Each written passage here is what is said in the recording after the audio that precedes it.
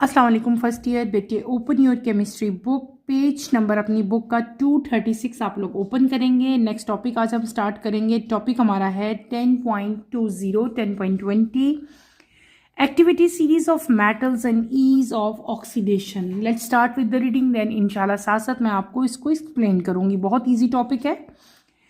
The activity series of metal is ranking of metals based on their reactivity, particularly their tendency to lose electrons and undergo oxidation. Metals higher in activity series have more negative standard reduction potentials, meaning they are more likely to lose electron and undergo oxidation. Hence, such metals such as reducing agent metals at the top of the series are the most reactive with water, oxygen, and acid. For example, alkali metal like cesium and sodium are highly reactive and oxidize readily, reacting vigorously with substances like water to form ions and release hydrogen gas. In contrast, metal lower in activity C such as noble metal like gold and silver do not oxidize easily. They are less reactive and do not readily lose electron. That is why they do not react with water. Metals at the bottom of the series are the less reactive with water, oxygen and acid. Thus, the position of a metal in the activity series directly correlates with its ease of oxidation and overall reactivity. Conversely, metals lower in the activity series have more positive standard reduction potential, indicating a greater tendency to gain electron and undergo reduction. Hence, such metal act as oxidizing agent. Activity series of metal is actually reactivity series. Thus, the activity series can be understood in terms of standard reduction potential. Metals with more negative potentials are more reactive and oxidize more readily, while those with more positive potentials are less reactive and oxidize less readily, as given in table 10.2. अभी जो topic बेटे मैंने read किया है that is activity series of metal and ease of oxidation. यहाँ पे simple आपको different type के जो मेटल्स हैं उनका, नोबल मेटल्स या दूसरे सिंपल मेटल्स जो हैं उनकी एक्टिविटी के बारे में बेटे यहाँ पे आपको बताया गया है। एक्टिविटी सीरीज ऑफ मेटल जब हम लोग देखें तो हमें पता चलता है कि वो पूरा उनकी एक रैंकिंग की गई है बेटे, उनकी रिएक्टिविटी के लिहाज से और उनकी टेंडेंसी कौन सी टू लूज इलेक्ट्रॉन के लिहाज से जो है उनकी पूरी एक रैंकिंग की जाती है। ठीक है, मेटल जो हैं जब एक्टिविटी सीरीज हम देखें तो हमें जो सबसे ऊपर वहां पे आपको मेटल नजर आएंगे वो होंगे जो ज़्यादा नेगेटिव हैं और उनकी जो रिडक्शन पोटेंशियल्स है या उनकी आप ये कह सकते हैं कि इलेक्ट्रॉन लूज करने की जो टेंडेंसी है वो ज़्यादा है और वो ऑक्सीडेशन मतलब रिएक्शन करेंगे। तो ऐसे मेटल जो हैं ये किस तरह से एक्ट करेंगे, ये एक्ट करेंगे एज ए रिड्यूसिंग एजेंट। और जो टॉप ऑफ द सीरीज पे जो मेटल्स प्रेजेंट होते हैं बेटे ये मोस्ट रिएक्टिव होते हैं और ये किस किस चीज़ के साथ रिएक्ट करेंगे, ऑक्सीजन के साथ, वाटर के साथ और एसिड के साथ।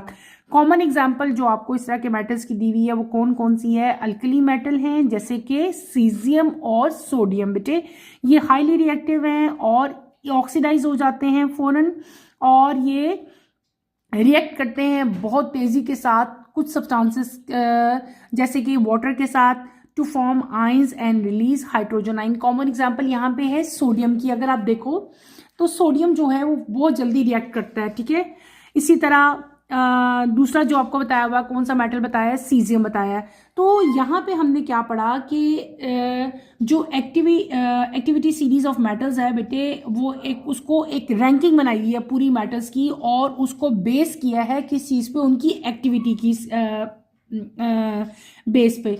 अगर हम यहाँ पे पूरी बेटे इनकी जो है एक एक्टिविटी सीरीज है वो देखो तो जो मेटल्स सबसे ज़्यादा हाई टॉप पे प्रेजेंट है बेटे वो क्या है, नेगेटिव स्टैंडर्ड उनकी रिडक्शन है और वो एक्ट करते हैं एज ए रिड्यूसिंग एजेंट। ठीक है, और जो मेटल्स इस सीरीज के टॉप पे प्रेजेंट होते हैं वो क्या होते हैं, ज़्यादा रिएक्टिव होते हैं और ये मेटल किस चीज़ के साथ रिएक्टिव होते हैं, वाटर के साथ ऑक्सीजन के साथ और एसिड के साथ। और कॉमन एग्जांपल इस तरह के मेटल्स की जो हाईली रिएक्टिव मेटल्स हैं और जो टॉप पे प्रेजेंट है वो क्या दी हुई है आपको, एक आपको दी हुई है सीजियम और एक आपको दी हुई है सोडियम। और ये हाईली रिएक्टिव मेटल्स हैं, बहुत जल्दी से ये ऑक्सीडाइज होते हैं और वाटर और के साथ रिएक्ट करके ये क्या बनाते हैं, आयंस बनाते हैं और हाइड्रोजन गैस को रिलीज करते हैं। इसी तरह आपको उसके कंपैरिजन में इन कंट्रास्ट बताया हुआ है कि ऐसे मेटल्स भी हैं जो कि एक्टिविटी सीरीज जो है, अभी तो हमने वो बताए ना आपको मैंने मेटल्स जो कि एक्टिविटी सीरीज में टॉप पे प्रेजेंट है। अब हम उन मेटल्स की बात कर रहे हैं जो मेटल्स जो हैं ये एक्टिविटी सीरीज में लोअर हैं और इनकी कॉमन एग्जांपल आपको दी हुई है नोबल मेटल्स। नोबल मेटल्स में कौन कौन से मेटल्स जनरली आते हैं बेटे, कॉमन एग्जांपल जो है गोल्ड और सिल्वर है। ठीक है, गोल्ड और सिल्वर ये ऐसे मेटल हैं जो कि इजीली ऑक्सीडाइज नहीं होते, बल्कि होते ही नहीं है, they do not oxidise easily, और ये बहुत कम रिएक्टिव होते हैं और ये इलेक्ट्रॉन को लूज नहीं करते, या करते भी हैं तो बहुत कम एक्सटेंट में करते हैं। और यही वजह है कि ये जो आपको मेटल बताए हुए हैं जैसे कि गोल्ड और सिल्वर की बात हम लोग कर रहे हैं तो ये वाटर के साथ भी रिएक्ट नहीं करेंगे। फिर हम बात करते हैं उन मेटल्स की जो इस सीरीज में बॉटम में यानी कि सेंटर में प्रेजेंट है, वो क्या है, दे आर लीस्ट रिएक्टिव। और ये लीस्ट रिएक्टिव किसके साथ हैं, वाटर के साथ, ऑक्सीजन के साथ और एसिड के साथ।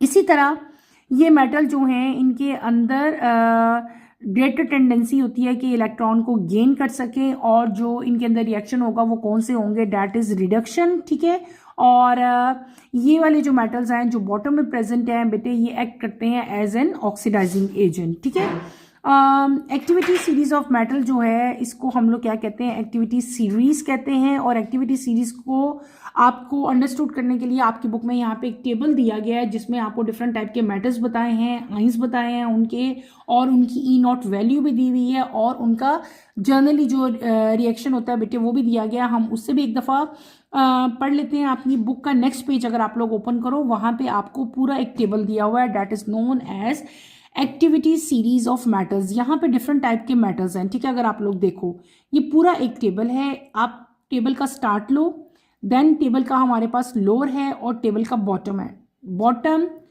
टॉप और लोअर एंड। ठीक है, इन तीनों के बारे में अभी हमने थोड़ा थोड़ा पढ़ा।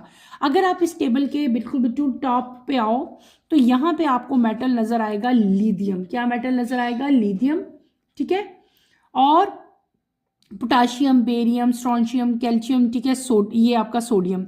अभी मैंने आपको बताया था कि यहाँ पे मेटल जो टॉप ऑफ द सीरीज पे प्रेजेंट है बेटे, ये मोस्ट रिएक्टिव होते हैं। क्या होते हैं, ये तमाम के तमाम metals they are most reactive. और ये किसके साथ रिएक्टिव होते हैं, वाटर के साथ, ऑक्सीजन के साथ और एसिड के साथ। कॉमन एग्जाम्पल इसकी क्या है, अल्कली मेटल्स। और अल्कली मेटल में सबसे ज़्यादा कॉमन एग्जाम्पल जो हम अक्सर पढ़ते हैं वो कौन सी आपके पास आती है, सोडियम की। यहाँ पे ये देखो सोडियम। ठीक है, सोडियम और सीजियम जो है ये कॉमन एग्जाम्पल है, और ये दोनों के दोनों मेटल जो हैं ये हाईली रिएक्टिव हैं और ये इजीली ऑक्सीडाइज हो जाते हैं। ठीक है, क्लियर हो गया। तो ये आपको बताए हुए थे टॉप हमारे जो मेटल्स हैं, और इनकी जो रिएक्शन है वो भी यहाँ पे लिखवाया कि react with cold water replacing hydrogen. जैसे कि आपको यहाँ पे बताया है कोई भी मेटल आपका हो सकता है और साथ क्या वाटर के साथ रिएक्ट करेंगे तो हमारे पास क्या हो जाएगा, हाइड्रोजन गैस जो है वो रिलीज हो जाएगी यहाँ पे, और जो है ये क्या बनाएंगे, डिफरेंट टाइप के आयन जो हैं वो बना लेंगे। इसी तरह अगर आप फर्दर नीचे जाएं, यहाँ पे हमारे पास जो मेटल है वो कौन कौन से आते हैं, मैग्नीशियम है, एल्युमिनियम, जिंक, क्रोमियम, आयरन, ठीक है, कोबाल्ट, निकल, स्ट्रोंशियम, सारे ये वाले मेटल्स प्रेजेंट हैं। और ये रिएक्ट करते हैं किसके साथ, स्टीम के साथ, लेकिन ये कोल्ड वाटर के साथ रिएक्ट नहीं करेंगे। और ये किसको रिप्लेस करेंगे, हाइड्रोजन को। ठीक है, और ये रिएक्ट, और ये वाले सारे मेटल जो हैं ये रिएक्ट करते हैं किसके साथ, स्टीम के साथ रिएक्ट करेंगे, कोल्ड वाटर के साथ रिएक्ट नहीं करेंगे। जब हमने टॉप में मेटल्स देखे थे तो उनको मैंने बताया था कि ये कोल्ड वाटर के साथ रिएक्ट करेंगे। अगर आप फर्दर नीचे जाते हो तो यहाँ पे आपके पास जो ये 4 डिफरेंट टाइप के मेटल्स आपको दिखाए हुए हैं, ये क्या है कि ये वाटर के साथ रिएक्ट करते ही नहीं है, बिल्कुल भी नहीं करते, चाहे वो कोल्ड वाटर हो या वो स्टीम की फॉर्म में हो, ये उसके साथ रिएक्ट नहीं करेंगे। बल्कि ये चारों के चारों जो मेटल्स आपको यहाँ पे दिए हुए हैं ये रिएक्ट करेंगे बेटे किसके साथ, एसिड के साथ रिएक्ट करेंगे। कॉमन एग्जाम्पल यहाँ पे दी हुई है हाइड्रोक्लोरिक एसिड, और यहाँ पे भी हाइड्रोजन गैस जो है वो रिलीज हो जाती है। इन द एंड आपको क्या जो मेटल्स दिए हुए हैं ये क्या है, ये बिल्कुल हमारे पास लोअर मेटल्स हैं एक्टिविटी सीरीज में और दे आर मोर पॉजिटिव। ये देखो यहाँ पे आपको पॉजिटिव का साइन नजर आएगा, ऊपर सारे नेगेटिव थे। They are more positive standard reduction potential, और ये क्या चीज़ इंडिकेट करते हैं कि इनके अंदर ये ग्रेटर टेंडेंसी है कि ये इलेक्ट्रॉन को बेटे गेन करेंगे, और ये कौन से रिएक्शन करेंगे, ये रिएक्शन करेंगे रिडक्शन रिएक्शन शो करेंगे। क्या शो करेंगे बेटे, ये रिडक्शन रिएक्शन शो करेंगे। और इस तरह के मेटल्स को ये किस तरह से एक्ट करते हैं, they act as an oxidising agent, या ऑक्सीडाइजिंग एजेंट के तौर पर एक्ट करेंगे। क्लियर हो गया? तो क्लियर हुआ बेटे, ये जो टॉप पे हैं ये रिड्यूसिंग एजेंट के तौर पर एक्ट करते हैं, और अगर हम बिल्कुल लो चले जाते हैं तो ये मेटल कैसे एक्ट करेंगे, they act as an oxidising agent. ठीक है, और यहाँ पे ये अनरिएक्टिव होते हैं किसके साथ, वाटर के साथ और एसिड के साथ, और इनके अंदर टेंडेंसी होती है कि ये इलेक्ट्रॉन को गेन करते हैं और रिडक्शन रिएक्शन शो करते हैं। तो ये तमाम के तमाम एक आपको सीरीज दिखाई हुई है, किसकी, एक्टिविटी सीरीज दिखाई है मेटल्स की, और उनका ऑक्सीडेशन रिडक्शन भी जो है वो आपको यहाँ पे एक्सप्लेन किया गया है। ठीक है, इसको आपने अच्छी तरह से स्टडी करना है इस टेबल को, इसमें से आपके एमसीक्यूज आ सकते हैं। क्लियर हो गया? अगले टॉपिक की तरफ चलते हैं। नेक्स्ट पेज पे अगर आप लोग चलो, नेक्स्ट पेज पे हमारे पास टॉपिक आता है 10.21। बेटे before going to start new topic, यहाँ पे एक और बात मैं आपको बताना चाहूँगी। अगर आप इस पूरे टेबल को देखो तो ये सारे एलिमेंट्स हैं, यानी कि डिफरेंट टाइप के हमारे पास मेटल्स हैं। ये मेटल से रिलेटेड क्या थे, आइंस थे। ठीक है, ये इनकी E0 वैल्यू थी। अच्छा, अब ये पूरी एक सीरीज है। ठीक है, इस सीरीज में यहाँ पे आप आते हो टॉप पे, और ऐसा ऐसा आप डाउन जाते हो, नीचे जाते हो। जैसे जैसे हम सीरीज में नीचे जाएंगे, डाउन जाएंगे, तो कुछ प्रॉपर्टीज हैं जो आपको यहाँ पे नजर आएंगी, उनको मैं कुछ आपको बताना चाहूंगी इन प्रॉपर्टीज को। जैसे जैसे हम टॉप टू बॉटम आते हैं और बॉटम से फिर हम लोग डाउन जाते हैं सीरीज में, तो नॉन मेटेलिक प्रॉपर्टीज जो हैं वो क्या होती जाएंगी, इंक्रीज होती जाएंगी। इन चीजों को आप नोट कर लो। मैंने क्या बताया कि top to bottom and bottom to low, यानी कि जैसे जैसे हम डाउन द सीरीज आएंगे क्या चीज इंक्रीज होगी बेटे, नॉन मेटेलिक प्रॉपर्टीज इंक्रीज होती जाएंगी। मेटेलिक प्रॉपर्टीज जो हैं वो क्या होती जाएंगी, डिक्रीज होती, सॉरी, नॉन मेटेलिक प्रॉपर्टीज जो हैं वो इंक्रीज होंगी, मेटेलिक प्रॉपर्टीज जो हैं वो डिक्रीज होना शुरू हो जाएंगी। टॉप पे मेटेलिक प्रॉपर्टीज जो हैं वो ज्यादा होती हैं। जैसे जैसे आप लोग नीचे आते जाओगे मेटेलिक प्रॉपर्टीज जो हैं वो क्या होना शुरू हो जाती हैं, डिक्रीज होना शुरू हो जाती हैं, और नॉन मेटेलिक प्रॉपर्टीज जो हैं वो क्या होना शुरू हो जाएंगी, वो इंक्रीज होना शुरू हो जाएंगी। तीसरी चीज आपने यहाँ पे याद रखनी है कि मेटल की जो रिएक्टिविटी है वो भी जिस तरह आप नीचे आते जाएंगे वो भी क्या होती जाएगी, डिक्रीज होती जाएगी। क्या होती जाएगी, रिएक्टिविटी ऑफ मेटल भी डिक्रीज होगी। इसके अलावा जो नॉन मेटल की रिएक्टिविटी है जैसे जैसे हम डाउन मूव करेंगे वो भी क्या होगी, इंक्रीज होती जाएगी। इसके अलावा इलेक्ट्रोनेगेटिविटी जो नॉन मेटल्स की है वो भी यहाँ पे इंक्रीज होना शुरू हो जाएगी। इलेक्ट्रोपॉजिटिविटी ऑफ जो मेटल है वो भी यहाँ पे क्या होना शुरू हो जाएगी बेटे, डिक्रीज होना शुरू हो जाएगी। तो ये कुछ प्रॉपर्टीज हैं जो इस पूरी सीरीज में अगर आप इस सीरीज को पढ़ोगे तो आपको जो है वो सारी नजर आएंगी, जो मैंने आपको यहाँ पे सारी बता दी। और इन द एंड हमारे पास यहाँ पे क्या आएगा कि जो थर्मल स्टेबिलिटी है मेटेलिक ऑक्साइड की वो भी क्या होना शुरू हो जाएगी, वो भी डिक्रीज होना शुरू हो जाएगी। Is that clear? तो यहाँ पे कुछ प्रॉपर्टीज थी इस टेबल से रिलेटेड, वो सारी की सारी मैंने आपको बताई। मैं दोबारा से एक दफा रिपीट कर देती हूँ ताकि आप लोग इसको अपनी अपनी नोटबुक्स में नोट कर लो। हमने यहाँ पे क्या प्रॉपर्टीज इस टेबल को देखते हुए क्या प्रॉपर्टीज मैंने आपको बताई कि नॉन मेटेलिक प्रॉपर्टीज इंक्रीज हो रही हैं जैसे जैसे हम डाउन मूव कर रहे हैं। दूसरी प्रॉपर्टी मैंने क्या बताई कि मेटेलिक प्रॉपर्टी जो है वो क्या हो रही है, यहाँ पे डिक्रीज हो रही है जैसे जैसे हम डाउन मूव करते हैं। थर्ड प्रॉपर्टी मैंने आपको क्या बताई कि रिएक्टिविटी ऑफ मेटल जो है वो भी यहाँ पे जैसे जैसे हम नीचे आएंगे डिक्रीज होती जाएगी। चौथी प्रॉपर्टी मैंने आपको क्या बताई कि रिएक्टिविटी ऑफ नॉन मेटल जो है वो क्या हो जाएगी, यहाँ पे इंक्रीज हो जाएगी। इलेक्ट्रोनेगेटिविटी जो नॉन मेटल्स की है वो भी यहाँ पे जैसे जैसे आप नीचे आते जाओगे वो इंक्रीज होती जाएगी। इलेक्ट्रोपॉजिटिविटी ऑफ मेटल जो है वो भी क्या हो जाएगी, हमारे पास डिक्रीज हो जाएगी। इन द एंड मैंने आपको क्या बताया था कि थर्मल स्टेबिलिटी जो मेटल ऑक्साइड की है वो भी क्या होना शुरू हो जाएगी, डिक्रीज होना शुरू हो जाएगी। Is that clear? ये कुछ बेसिक यहाँ पे प्रॉपर्टीज़ थी जो मैंने आपको बताई कि जैसे जैसे हम डाउन द सीरीज जाएंगे तो कौन कौन सी प्रॉपर्टीज़ आपको यहाँ पे नज़र आएंगी। ठीक है, अब हम चलते हैं बेटे अपने नेक्स्ट टॉपिक की तरफ। हमारा नेक्स्ट टॉपिक है 10.21 feasibility of redox reaction from activity series और रिएक्शन डेटा। जो अभी हमने एक्टिविटी सीरीज देखी है उसको देखते हुए, उसके डाटा को देखते हुए रिडॉक्स रिएक्शन की फिजिबिलिटी क्या है वो अब हम स्टडी करेंगे। Let's start with the reading, then इंशाल्लाह मैं साथ साथ आपको एक्सप्लेन करूंगी। The activity series is actually a reactivity series of metals in order of reactivity from highest to lowest. It is used to determine the product of single displacement reactions whereby metal M1 will replace another metal M2 in the solution of M1. In the solution if M1 is higher in the series. From the activity series of metals, we can determine whether the reaction is feasible or not. We sum up the potential of half reaction if potential of the cell is positive.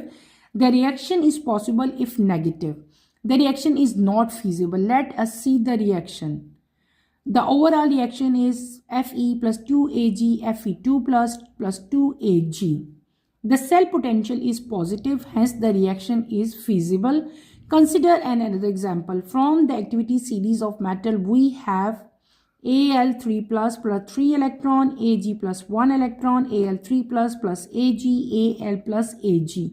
The sum of E naught values of two half cell reaction is negative, hence the reaction is not feasible.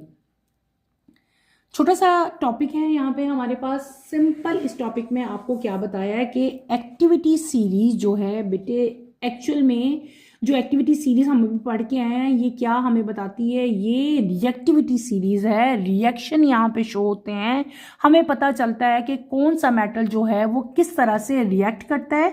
यानी कि activity series से actually जो है वो हमें क्या पता चल रहा है, मेटल्स की रिएक्टिविटी पता चलती है। इसलिए इसको हम लोग ये भी कह सकते हैं कि ये जो है एक्टिविटी सीरीज बेसिकली क्या है, रिएक्टिविटी सीरीज है किसकी, मेटल की। ठीक है, और इनका जो ऑर्डर है रिएक्टिविटी का वो क्या है, हाईएस्ट टू लोएस्ट। यानी कि शुरू में रिएक्टिविटी हाई होती है, आहिस्ता आहिस्ता वो क्या होना शुरू हो जाएगी, लो हो जाएगी। और इससे हम लोग क्या चीज़ डिटरमिन कर सकते हैं, इसे हम डिटरमिन कर सकते हैं किसी भी प्रोडक्ट को, कोई भी सिंगल डिस्प्लेसमेंट जब रिएक्शन हुआ है तो हमारे पास क्या प्रोडक्ट आएंगे वो हम इजीली यहाँ से एक्टिविटी सीरीज से जो है वो डिटरमिन कर सकते हैं। आपको यहाँ पे दो डिफरेंट एग्जांपल्स दी गई हैं। एक आपको सिंपल यहाँ पे बताया हुआ है कि कौन सा रिएक्शन जो है वो फीजिबल है और कौन सा रिएक्शन जो है वो फीजिबल नहीं है। फीजिबल मैंने पहले बताया था, फीजिबल टर्मिनोलॉजी हम यूज़ करते हैं किसके लिए, पॉसिबल के लिए, कि कौन सा रिएक्शन पॉसिबल है और कौन सा रिएक्शन यहाँ पे पॉसिबल नहीं है। कॉमन एग्जाम्पल यहाँ पे दी हुई है कि अगर हमारे पास जो पोटेंशियल है सेल का वो पॉजिटिव हो तो रिएक्शन जो है वो पॉसिबल होगा। अगर वो नेगेटिव होगा तो अगर वो पॉजिटिव होगा तो रिएक्शन जो है वो पॉसिबल होगा, अगर वो नेगेटिव होगा तो रिएक्शन जो है वो नॉट फीजिबल होगा। कॉमन एग्जाम्पल यहाँ पे आपको दी हुई है Fe2 प्लस 2 इलेक्ट्रॉन, आपके पास क्या बनेगा, Fe। दूसरी एग्जाम्पल यहाँ पे क्या दी हुई है, Ag प्लस 1 इलेक्ट्रॉन क्या हो गया, Ag आ गया। यहाँ पे E नॉट वैल्यूज दी हुई हैं ऑक्सीडेशन की, ये माइनस में वैल्यू है, ये प्लस में वैल्यू है। और ये आपके पास क्या है, ओवरऑल रिएक्शन। इन दोनों को कंबाइन करके जब हम ओवरऑल रिएक्शन लिखेंगे तो बेटे this is overall reaction. Fe2 plus और Ag प्लस का रिएक्शन करेंगे तो क्या बनेगा, Fe2 प्लस 2Ag। और यहाँ पे E नॉट सेल हम लोग कैसे फाइंड करते हैं, ऑलरेडी हम फाइंड कर चुके हैं, मैंने आपको इसका पूरा मेथड बताया है। वही मेथड यहाँ पे भी यूज हुआ। यहाँ पे अगर आप लोग देखो तो वही इक्वेशन जो हम ऑलरेडी यूज़ की थी, मैंने आपको करवाई थी। E नॉट सेल दोनों वैल्यूज हमने यहाँ पे पुट की, सेंटर में भी हमारे पास माइनस ही आएगा, माइनस माइनस क्या हो जाएंगे, प्लस हो जाएंगे। जब दोनों को प्लस करेंगे तो हमारी क्या वैल्यू आ जाएगी, 1.24V। ठीक है, और ये ओवरऑल रिएक्शन हमारा हो गया। हमारी वैल्यू जो है वो क्या आई, पॉजिटिव में आई। अगर आप यहाँ पे गौर करें, हमारी वैल्यू बेटे पॉजिटिव में है, और आपको पता है अगर हमारी वैल्यू जो है वो पॉजिटिव में आए, हमारा सेल पोटेंशियल अगर पॉजिटिव में हो तो हमारा रिएक्शन क्या होता है, फीजिबल होता है, यानी कि रिएक्शन जो है वो पॉसिबल है। क्लियर। दूसरी एग्जाम्पल अगर हम यहाँ पे देखें तो वो हमें नॉट फीजिबल रिएक्शन की एग्जाम्पल दी हुई है। यहाँ पे अगर आप लोग गौर करो, हमारे पास एक्टिविटी सीरीज है मेटल की, एल्युमिनियम है और ये क्या है, सिल्वर है। यहाँ पे क्या हो गया, 3 इलेक्ट्रॉन एल्युमिनियम, यहाँ पे एक इलेक्ट्रॉन आपके पास सिल्वर। जब ओवरऑल रिएक्शन किया, इनको कंबाइन किया, तो आपके पास ओवरऑल रिएक्शन ये दिया गया है बेटे। यहाँ पे इसकी रिएक्शन, ये हाफ सेल है, ये हाफ सेल है, ये हमारे पास कंबाइंड रिएक्शन है। इसकी वैल्यू आपको दी हुई है, ऑक्सीडेशन एंड रिडक्शन की जो सेल पोटेंशियल्स हैं उनकी वैल्यूज आपको दे दी हैं। उसके बाद जब हमने ओवरऑल सेल पोटेंशियल फाइंड किया बेटे, उसी तरह से जिस तरह हमने ऑलरेडी कैलकुलेट करते हैं, जब हम कैलकुलेट करेंगे तो हमारी वैल्यू जो है वो किस में आएगी, माइनस में आएगी। और जब बेटे हमारा ई नॉट का सम दो सेल्स का, दो हाफ सेल्स का नेगेटिव में आएगा, अगर हमारी वैल्यू नेगेटिव में आएगी, इसका मतलब क्या होगा कि हमारा रिएक्शन जो है इट इज़ नॉट फीजिबल, ये पॉसिबल नहीं है, इट इज़ नॉट फीजिबल। तो आपका ये क्वेश्चन डिफरेंट तरीके से आ सकता है। आपका सिंपल क्वेश्चन भी आ सकता है कि आप जो है वो एग्जाम्पल दें किसी भी नॉट फीजिबल रिएक्शंस की, ठीक है, जो नॉट फीजिबल हो, या ऐसे आ सकता है कि फीजिबल रिएक्शन की एग्जांपल दो जहां पे सेल पोटेंशियल आपका जो है आपको पता होना चाहिए, अगर सेल पोटेंशियल 0 पॉजिटिव उसकी वैल्यू आएगी सेल पोटेंशियल की, तो आपका रिएक्शन जो है वो फीजिबल होगा। ये दोनों एग्जांपल्स आप लोगों ने अच्छी तरह से करनी है, ठीक है। ये छोटा सा टॉपिक था, ये हमारा कंप्लीट हो गया। इसी पेज के एंड पे बेटे क्विक चेक दिया गया है, क्विक चेक 10.9। तो let's start with the quick check 10.9 हम लोग करेंगे। 10.9 में आपके पास यहाँ पे 4 पार्ट्स हैं, डी तक हमारे पास पार्ट हैं। पहला पार्ट है state the Nernst equation why it is significant in electrochemistry, ठीक है, what is it significant, what is the effect of variation in ion concentration on the standard electrode potential of A half reaction. Third आपका numerical है, मैं आपको करवाऊंगी। Fourth one है which of AgCr2 and Fe2 is the strongest oxidizing agent, what is the least oxidizing, arrange AgCr Fe increasing order of their reducing power। Last आपको दिया है what is the electrode potential of Cu electrode dipped in a solution containing Cu2 plus ion, the E naught value of Cu2 plus CuO is 0.34 volt। 4 different parts बेटे हमें यहाँ पे दिए हैं quick check के, 1 बाय 1 हम सारे करेंगे। सबसे पहला पार्ट यहाँ पे आपको दिया हुआ है state the Nernst equation what is it's significant in electrochemistry. अगर आपको याद हो बेटे, मैंने जब आपको नर्स इक्वेशन पढ़ाई थी तो मैंने आपको बताया था कि आपकी बुक में इसकी डेफिनेशन नहीं दी गई, मैं आपको खुद लिखवाऊंगी। मैंने आपको नर्स इक्वेशन जो है उसकी डेफिनेशन लिखवाई थी, याद आया? हमने उस दिन जब ये लेक्चर पढ़ा था, जब मैंने आपको ये टॉपिक पढ़ाया था नर्स इक्वेशन, मैंने आपको उसकी सारी की सारी डेफिनेशन लिखवाई थी और हमने इन द एंड इसकी इक्वेशन भी लिखी थी। तो इस क्वेश्चन के आंसर में बेटे आप वही कुछ लिखोगे जो ऑलरेडी मैं आपको लिखवा चुकी हूँ, यही लिखोगे आप लोग, और इन द एंड आपने इसकी इक्वेशन भी लिखनी है और हर चीज़ को आपने बताना भी है कि ई नॉट क्या चीज़ है, यहाँ पे ई क्या है, आर क्या है, टी जेड एफ, और यहाँ पे जो लॉग है ये मतलब ये किस चीज़ की सब वर्ड्स जो हैं किस चीज़ को मतलब किस चीज़ के लिए हम ये वर्ड यूज़ कर रहे हैं। ऑलरेडी मैं आपको सारे वर्ड जो है, ये सारे अल्फ़ाबेट्स, मैंने सारे लेटर्स आपको बताए थे कि ये क्या क्या हैं, ठीक है। तो आपने ये पूरा का पूरा एज इट इज़ जो है इसी तरह से लिखना है, इसकी स्टेटमेंट, और इसको अच्छी तरह से आपने एक्सप्लेन करना है। यहाँ पे अगर आप देखो तो इसी क्वेश्चन का दूसरा पार्ट है why is it significant in electrochemistry. Electrochemistry में नर्स इक्वेशन की क्या सिग्निफिकेंस है या क्या इंपॉर्टेंस है, वो मैं आपको पॉइंट वाइज बेटे बताऊंगी, आप लोग अपनी अपनी नोटबुक्स में नोट कर लें। सबसे पहला सिग्निफिकेंस आप लोग यहाँ पे क्या लिखोगे कि it allows the calculation of cell या electrode potential under non standard condition. सबसे पहला इसका सिग्निफिकेंस क्या है इस इक्वेशन का कि अगर हमारे पास नॉन स्टैंडर्ड कंडीशंस हो, नॉन स्टैंडर्ड कंडीशंस क्या है कि टेम्परेचर स्टैंडर्ड नहीं होगा, प्रेशर स्टैंडर्ड नहीं होगा, तो जब आपके पास नॉन स्टैंडर्ड कंडीशन होती हैं बेटे तब भी हम लोग सेल का जो इलेक्ट्रोड पोटेंशियल है उसको कैलकुलेट कर सकते हैं, ठीक है। ये इसका पहला सिग्निफिकेंस है। क्या सिग्निफिकेंस लिखोगे? It allows the calculation of cell और electrode potential under non standard condition.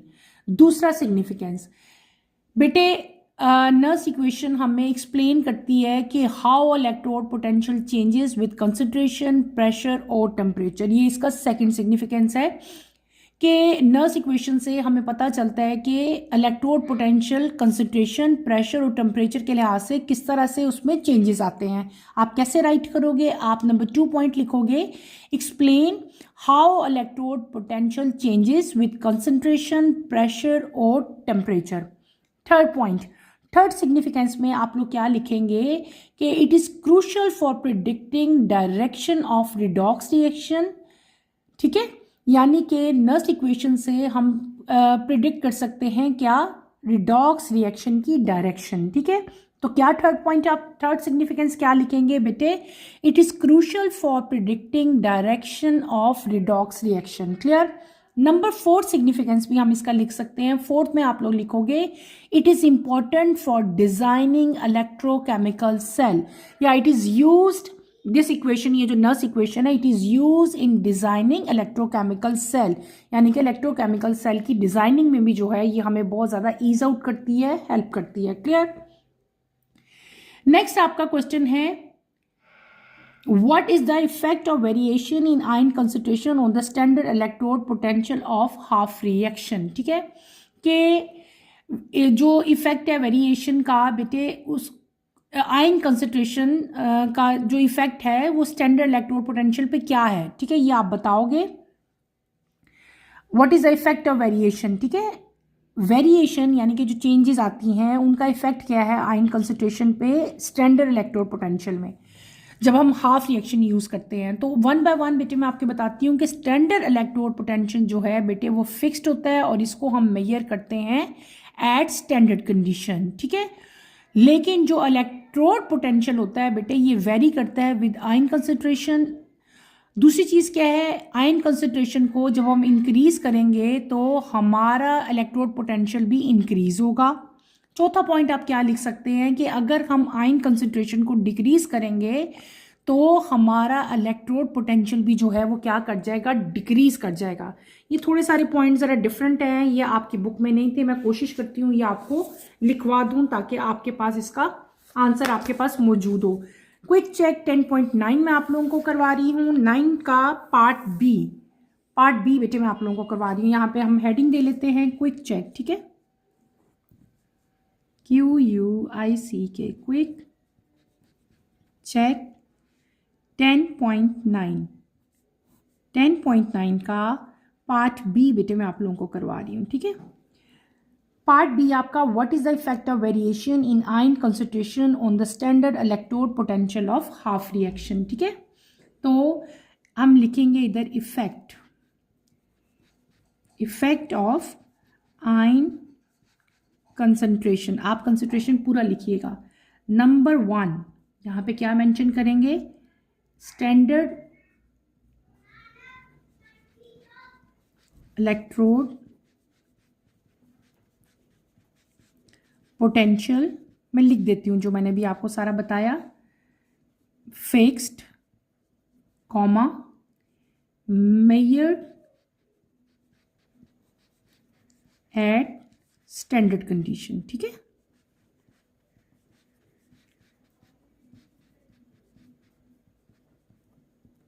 Standard conditions कौन सी होती हैं? जब आपकी कंसंट्रेशन 1 m हो, आपका प्रेशर 1 एटमॉस हो और टेम्परेचर कितना हो? 25 डिग्री सेंटीग्रेड हो। नंबर 2 पॉइंट यहाँ पे हम क्या मेंशन करेंगे? How ever the actual electrode potential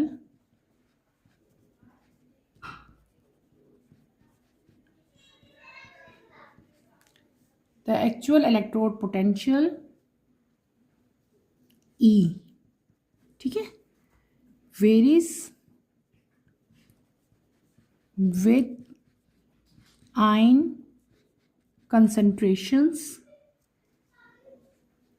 as shown by NERNST equation. ठीक है, ये सेकंड पॉइंट आप राइट करोगे। थर्ड यहाँ पे आप क्या राइट कर सकते हैं, इंक्रीज इन आयन कंसंट्रेशन। बेटे मैं कंसंट्रेशन हमेशा इस तरह लिखती हूँ, आप लोग इसको पूरा लिखिएगा। Oxidant shifts equilibrium,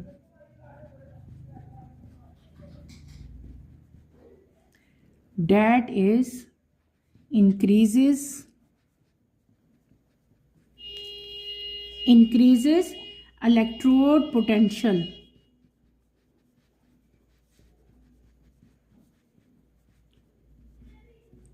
clear. Fourth point आप क्या लिखेंगे, पहले हमने इंक्रीज की बात की, अब हम किसकी बात कर लेते हैं, डिक्रीज की बात कर लेते हैं। Decrease in ion concentration shifts equilibrium.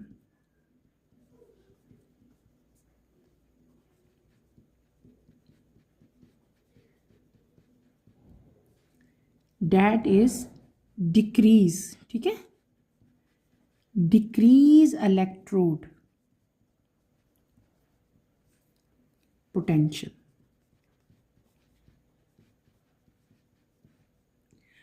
Clear हो गया। ये आपका बी पार्ट का आंसर मैंने यहाँ पे राइट कर दिया, इसको आप लोग अपनी अपनी नोटबुक्स पे उतार लेना। इसका मतलब ये हुआ कि इलेक्ट्रोड पोटेंशियल जो है बेटे वो मोर पॉजिटिव होगा या मोर नेगेटिव होगा depending on the concentration changes. जिस तरह हम कंसंट्रेशन में चेंजेस लेके आएंगे ना, कि कंसंट्रेशन हम बढ़ा देंगे या हम कंसंट्रेशन कम कर देंगे, तो कंसंट्रेशन में चेंज लाने की वजह से जो हमारा इलेक्ट्रोड पोटेंशियल होता है बेटे, या तो वो पॉजिटिव हो जाता है या वो नेगेटिव हो जाता है। इज डेट क्लियर, समझ आ गई। ये हमने क्या कर लिया, अपने क्विक चेक 10.9 का पार्ट बी मैंने आप लोगों को करवा दिया। अब हम अगला पार्ट करेंगे, पार्ट सी। पार्ट सी की तरफ अगर आप लोग आओ तो आपको याद आ जाएगा कि यहाँ पे बुक में हमारे थोड़ी सारी ना प्रिंटिंग में मेरे ख्याल से कोई इशू है, मेरी वाली बुक में है या शायद आई डोंट नो सबकी बुक्स में है। ये जो पार्ट सी यहाँ पे आपको दिया गया ना, पार्ट सी उसका ए पार्ट और बी पार्ट, ये ऑलरेडी हम क्विक चेक 10.6 में कर चुके हैं। 10.6 में आओ आप लोग, क्विक चेक 10.6 में आए आप लोग, ये देखें क्विक चेक 10.6 का part B, give answer using E nought value, which of, इसका first part which of A G और सेकंड पार्ट, ये ऑलरेडी मैं आपको करवा चुकी हूँ और ये दोबारा से क्वेश्चन जो है वो रिपीट हुआ है। ये क्वेश्चन हम ऑलरेडी कर चुके हैं। ये देखो क्विक चेक 10.6 में भी यही क्वेश्चन दिया गया था जो आज वाले क्विक चेक में दिया गया है, ठीक है। तो ये क्वेश्चन यहाँ पे रिपीट हुआ है। ये जो सी पार्ट है ना, give reasons of E nought value, बेटे ये रिपीट क्वेश्चन है और ये क्वेश्चन ऑलरेडी मैं आप लोगों को करवा चुकी हूँ, ठीक है। अब हम अपना पार्ट डी करेंगे। पार्ट डी में आपको क्या दिया हुआ है, आपको यहाँ पे कुछ वैल्यूज गिवन है, आपने क्या फाइंड करना है, आपने फाइंड करना है electrode potential of Cu electrode dip in the solution containing Cu2+ ion. तो लेट्स स्टार्ट बेटे, मैं आपको पार्ट डी करवाती हूँ। पार्ट सी ऑलरेडी हम क्विक चेक 10.6 में कर चुके हैं, ठीक है। यहाँ पे हम लिख लेते हैं पार्ट डी, ठीक है। मैं आपको पार्ट डी की सोल्यूशन कराऊंगी, मेरे साथ आप लोग पार्ट डी। यहाँ पे हम सिंपल क्या लिख लेते हैं, पहले हम अपना डाटा लिख लेते हैं, जो चीज़ हमें गिवन है। हमें क्या गिवन है बेटे, हमें दिया हुआ है ई नॉट वैल्यू, Cu किसकी दी हुई है, हमें Cu2+ की दी हुई है बाय Cu, ठीक है। ये क्या वैल्यू दी हुई है हमें, +0.34 वोल्ट, ठीक है। ये आपके क्वेश्चन में गिवन है हमें। सेकंड हमें यहाँ पे क्या दिया हुआ है, हमें दिया हुआ है Cu2+, ये क्या हमें दी हुई है, सी कंसंट्रेशन 0.01 मोल दी हुई है एंड Z की वैल्यू हमें क्या दी हुई है, 2 दी हुई है। हम यहाँ पे यूज करेंगे यूजिंग नर्न्स इक्वेशन, ठीक है, NERNST, ठीक है। ये इक्वेशन हम अब यहाँ पे यूज करेंगे। E is equals to E nought minus, मैं सिर्फ यहाँ पे वैल्यूज पुट करूंगी बेटे, इधर क्या आ जाएगा, Z आ जाएगा। यहाँ पे हम क्या कर लेंगे, लॉग, यहाँ पे क्या लिखेंगे 1 डिवाइडेड बाय क्या आ जाएगा यहाँ पे Cu2+, ठीक है। याद थी ना इक्वेशन बेटे, वही इक्वेशन मैंने पुट की है और यहाँ पे मैंने ऑक्सीडाइज और जो रिड्यूस हुए हैं वो यहाँ पे मैंने मेंशन कर दी है।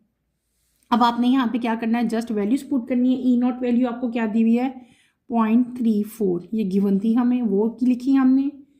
ये एज इट इज़ ही आपकी रहेगी 91 डिवाइडेड बाय जेड आपको क्या दिया गया था 2, यहाँ पे हम 2 लिख लेंगे।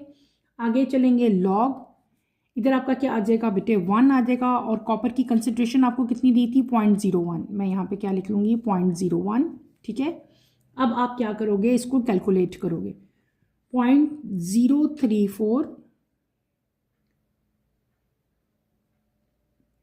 माइनस, बेटे मैं सिंपल यहाँ पे कैलकुलेशन कर रही हूँ अब 2955 मल्टीप्लाई बाय लॉग 100, ठीक है। अब इनको कैलकुलेट करो सिंपल, 0.034 माइनस 0.02955 इंटू 2, क्या आएगा आपकी वैल्यू, हमारी वैल्यू आ जाएगी 34 माइनस 0.0591, और जब हम इसको सब्ट्रैक्ट करेंगे तो हमारी जो वैल्यू आएगी बेटे वो क्या आएगी, हमारी वैल्यू आ जाएगी 0.2809 वोल्ट, ठीक है। ये हमारी अब रिक्वायर्ड वैल्यू आ गई, ठीक है। ये आपका जो क्विक चेक का पार्ट डी था बेटे वो मैंने आप लोगों को कंप्लीट करवा दिया। एज इट इज़ आप लोग इसको अपनी अपनी नोटबुक्स में उतार लें, ठीक है। ये क्वेश्चन क्लियर है, समझ आ गई।